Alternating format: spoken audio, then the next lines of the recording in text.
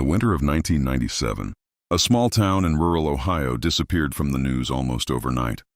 No newspapers covered it for long. No documentaries were ever finished. The few people who tried to investigate either vanished or refused to speak again.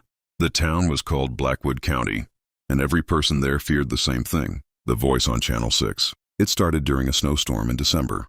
Power lines snapped across town, phones stopped working, and the roads were buried under thick ice. Around 11:43 p.m., every television suddenly turned on by itself. At first, people thought it was an emergency alert, but the screen showed only static. Then a face appeared. A pale woman with dark, hollow eyes stared directly into the camera.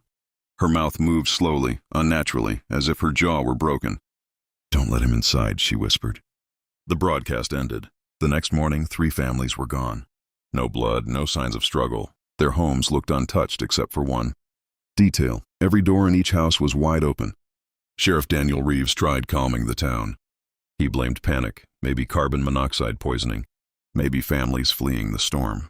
But deep down, even he knew something was wrong, because he had seen something outside his own house that night. Footprints, not human footprints. They were long, thin, and impossibly deep in the snow, as if something extremely heavy had walked upright across his yard. And they stopped directly beneath his daughter Emily's bedroom window. The broadcasts continued every night. 11:43 p.m., always Channel 6, always the same woman. But each night she looked worse. More decayed, more terrified. "Lock the doors. Do not answer knocking. He wears our faces." People stopped sleeping. Churches filled with terrified families praying through the night. Some residents smashed their televisions. Others fled town before sunset. Then came the Miller family incident.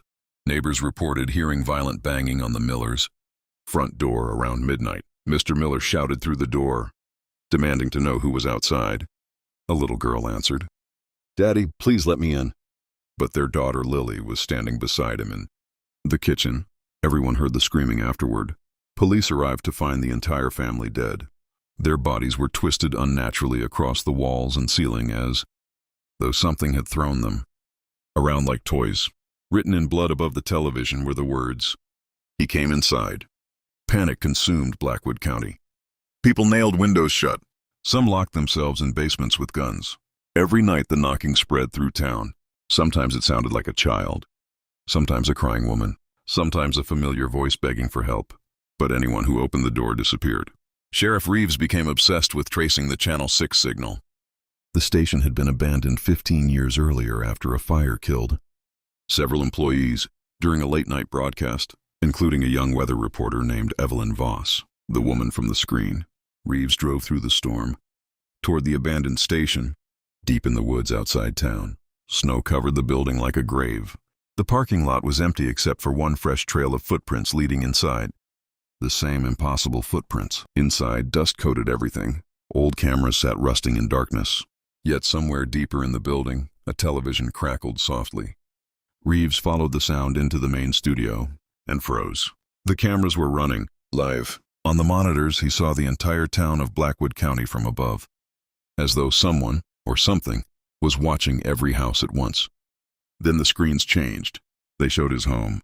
Emily was alone, and someone was standing outside her bedroom window, a tall figure wearing Sheriff Reeves's face.